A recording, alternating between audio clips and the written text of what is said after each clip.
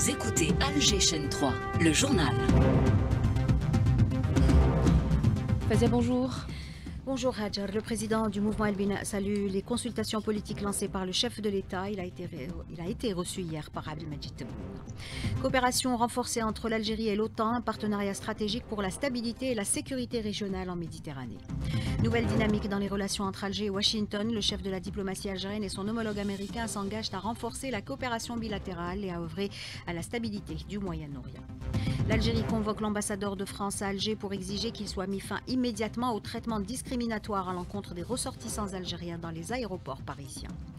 Allégation mensongère de l'entité sioniste contre l'UNRWA. L'Algérie appelle à une enquête indépendante et alerte sur les menaces qui pèsent sur les Palestiniens en cas d'arrêt des activités de cette organisation onusienne. Sport handball, après la débâcle du 7 national au championnat du monde, les pouvoirs publics exigent un véritable plan Marshall pour relancer la discipline.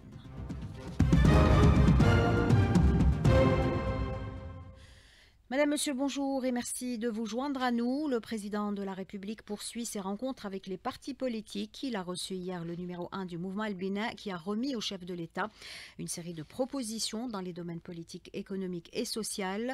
La situation en Palestine occupée et les consultations politiques lancées par le chef de l'État également au centre des discussions. Je vous propose d'écouter la déclaration de Abdelkader Bengrina au sortir de l'audience.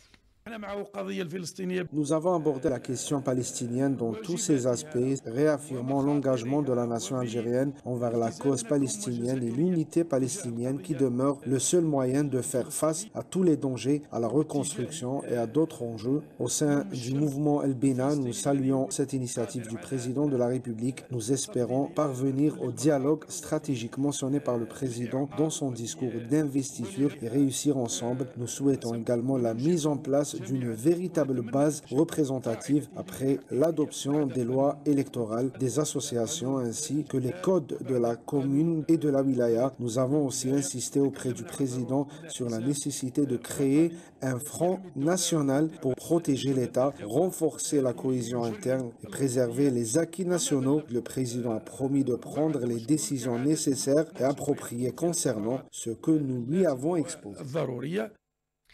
Renforcement de la sécurité régionale, les discussions hier à Alger entre le général d'armée, chef d'état-major de l'ANP et le secrétaire général adjoint délégué aux affaires politiques et sécuritaires de l'OTAN ont mis en avant l'engagement mutuel des deux parties à intensifier les efforts pour lutter contre les menaces communes. On écoute Saïd Chengriha.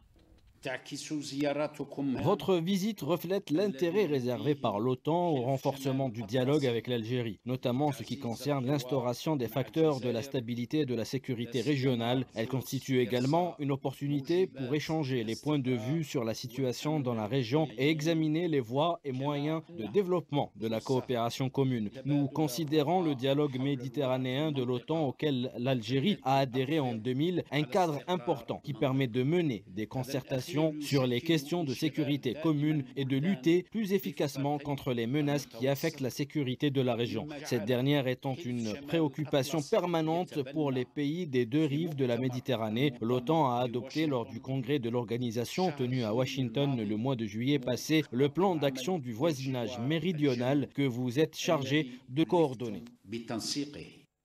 Et de son côté, Javier Colomina s'est félicité de la ferme volonté affichée par la partie algérienne pour promouvoir la coopération militaire bilatérale, saluant par là même les efforts et le rôle axial de l'Algérie dans le domaine du maintien de la sécurité et de la stabilité de la région. Coopération algéro-américaine. Le chef de la diplomatie algérienne reçoit un appel téléphonique du secrétaire d'État américain. Ahmed Attaf et Marco Rubio conviennent de renforcer la coopération bilatérale dans divers domaines, notamment la défense, l'énergie et l'agriculture. Et à l'international, les deux parties ont discuté de la situation au Moyen-Orient, soulignant leur engagement à maintenir la stabilité du cessez-le-feu à Gaza et à soutenir la souveraineté et l'unité de la Syrie et du Liban. Contrôle humiliant, fouilles abusives et comportements dégradants de la police française des frontières. Le traitement discriminatoire réservé aux ressortissants algériens dans les aéroports parisiens suscite l'indignation. Ces pratiques jugées inacceptables ont fait réagir Alger qui a convoqué une nouvelle fois l'ambassadeur de France en Algérie. C'est ce qu'indique un communiqué des Affaires étrangères, Linda Boadma. L'Algérie proteste fermement contre des agissements discriminatoires à l'encontre de voyageurs algériens malmenés dans les aéroports de France. Le secrétaire d'État chargé de la communauté nationale à l'étranger a convoqué l'ambassadeur de France en Algérie. L'Algérie relève avec une profonde préoccupation les témoignages concordants d'un certain nombre de ressortissants algériens sur des traitements provocateurs, dégradants et discriminatoires auxquels ils sont soumis par la police aux frontières au niveau des aéroports de Roissy-Charles de Gaulle et d'Orly. Il a été signifié à l'ambassadeur de France le rejet catégorique de l'Algérie de toute atteinte, de quelque manière que ce soit, à la dignité de ses citoyens ou de les instrumentaliser à des fins de pression, de provocation ou de tentative d'intimidation à l'encontre de leur pays. Le secrétaire d'État a demandé à l'ambassadeur d'informer son gouvernement de la nécessité de prendre toutes les mesures indispensables afin qu'il soit mis fin sans délai à ces agissements et pratiques inacceptables qui déshonorent le gouvernement français, conclut le texte des Affaires étrangères. Réunis en Tanzanie, les dirigeants africains ont signé la déclaration de Dar es Salaam portant sur la promotion à l'accès à l'énergie, le développement des énergies renouvelables et de l'investissement dans ce domaine. Ce texte vise également à soutenir l'intégration des réseaux électriques régionaux, à développer les systèmes énergétiques dans le continent et à étendre l'utilisation des différentes sources d'énergie. Pour rappel, le président de la République était représenté à ce sommet par le ministre d'État, ministre de l'Énergie, des Mines et des Énergies renouvelables, Mohamed Arkab. Les opérateurs économiques algériens sont appelés à saisir les opportunités offertes par la ZLECAf pour investir dans les marchés africains. Le ministre du Commerce extérieur souligne que l'Algérie, forte de ses atouts, est prête à jouer un rôle central dans le développement du commerce interafricain. On écoute Mohamed Boukhari. Nous sommes convaincus que l'accord de création de la zone de libre-échange africaine aura un effet positif sur le volume commerce continental grâce aux avantages comme la suppression de 97% des droits douaniers en 2030. J'appelle l'ensemble des opérateurs économiques à se diriger en force vers le marché africain. Développer le transport maritime des marchandises et accompagner la stratégie nationale des exportations hors hydrocarbures. Il en sera question ce matin dans l'invité du jour. Naliman Mendil reçoit Taïb Abou, PDG de GATMA, le groupe algérien des transports maritimes, et c'est à partir de 8h15. Dans un contexte de relance économique, l'État met l'accent sur l'industrie textile en encourageant notamment le partenariat public-privé. Les détails avec Elim Bokadou.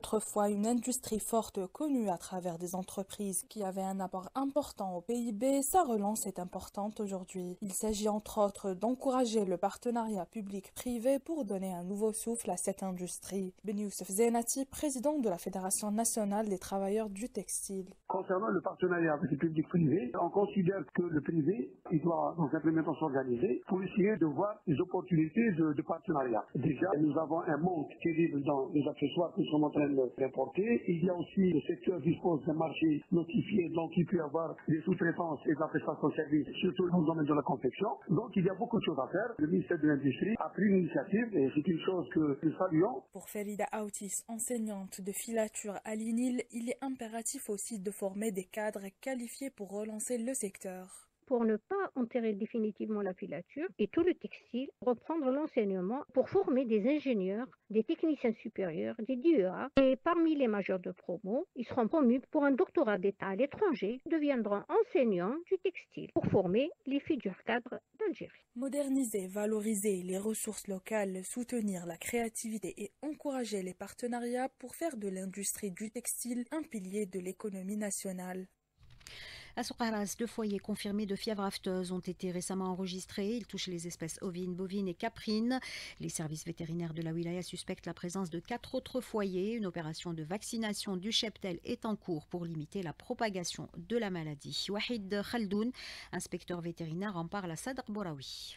2 foyers confirmés par le laboratoire régional de Tarf, le premier à Al-Adaïm et le second à Sidrata. Ces foyers concernent les espèces bovines, ovines et caprines. 6 bovins ont été touchés et 8 caprins et 6 ovins. On a une mortalité d'1 veau et de 6 ovins et 8 caprins. On a procédé à une vaccination périfocale pour circonscrire la maladie. Cette vaccination a touché 197 têtes bovines et 698 têtes ovines et caprines. Nos équipes ont pris des prélèvements sur 4 nouveaux préalablement de foyers. On est en attente des résultats des labos pour confirmer la suspicion de ces foyers. L'Algérie plaide pour une enquête indépendante et approfondie sur les allégations de l'occupationniste contre l'UNRWA, s'exprimant lors de la réunion d'urgence du Conseil de sécurité convoquée par l'Algérie. Notre représentant permanent auprès des Nations Unies a affirmé que l'arrêt des opérations de cette organisation onusienne équivaut à une condamnation à mort des Palestiniens, notamment les réfugiés. Je vous propose d'écouter Ammar Benjameh. UNRWA is the backbone of the humanitarian response. L'UNRWA est l'épine dorsale de la riposte humanitaire et son rôle continue d'être essentiel dans un contexte de cessez-le-feu pour les Palestiniens, pour la communauté humanitaire ainsi que pour la communauté internationale. L'UNRWA est irremplaçable, indispensable. Et sans l'UNRWA, qui pourrait offrir les quelques 9500 consultations sanitaires quotidiennes offertes par l'agence et qui fournirait des aliments à 388 000 familles dont la survie dépend de l'UNRWA. Whose survival depends on UNRWA. La RDC est suspendue à la rencontre très attendue ce mercredi au Kenya entre les présidents congolais Félix Tshisekedi et rwandais Paul Kagame. Les deux parties tenteront de trouver une solution à la crise dans la région frontalière secouée depuis 30 ans par des violences. Sur le terrain, le M23 contrôle désormais l'aéroport de Goma et occupe la quasi-totalité du centre et des faubourgs de la ville. Hier, le groupe A3+, du Conseil de sécurité a appelé à une désescalade immédiate des tensions à Goma, soulignant l'impératif de protéger les civils. On arrive au sport. Après la débâcle de l'équipe nationale de handball au championnat du monde, les pouvoirs publics pressent le ministre des Sports d'agir rapidement et de tenir l'Assemblée générale et électorale de la Fédération algérienne de handball. Ils exigent également de fournir un rapport sur la gestion de cette instance. En somme, c'est un véritable plan Marshall qui est demandé pour relancer la discipline. Ammar, bonjour. Bonjour. Vous avez retracé, vous l'avez dit, débâcle, mais ce n'est pas la première fois. On est en termes de résultats sur la continuité du précédent mondial où on avait terminé à la 29e place. Aujourd'hui, les pouvoirs publics disent stop, halte, ça ne peut plus continuer. Cette déliquescence d'une discipline, la deuxième discipline en sport co, est inadmissible. Je le dis toujours et je le rappelle, le handball est inscrit dans l'ADN de l'Algérien. Le handball a participé aux Jeux Olympiques, championnat du monde. Le handball est une véritable pépinière et le potentiel est là. Aujourd'hui, les pouvoirs publics demandent au ministre des Sports et à la Fédération notamment un plan de relance. Un plan de relance qui ne concerne pas que le hand, qui concerne les sports co, le volleyball notamment également et le basketball. Dans un deuxième temps, le handball devra s'appuyer sur ses compétences, peut-être, je ne le sais pas encore, à travers des assises nationales. Mais aujourd'hui, les pouvoirs publics exigent, eux qui financent, c'est l'État qui finance le sport en Algérie, une relance du handball. Cela va se traduire peut-être par des assises du handball pour pouvoir relancer une discipline en panne de victoire. On termine avec un mot de football. Mise à jour de la 12e journée de Ligue 1. Un seul match au programme. Mouloudia d'Alger Paradou AC. Coup d'envoi de la rencontre 17h au stade du 5 juillet et ça sera à huis clos. 8h13 sur Alger. Chaîne 3, c'est la fin de ce journal réalisé par Issa Abdelrahman. Adlan était à la console technique. Tahar à la régie d'antenne et Ikram au streaming vidéo. Vous retrouvez dans quelques instants Hadjar Mesroudi pour la météo du jour.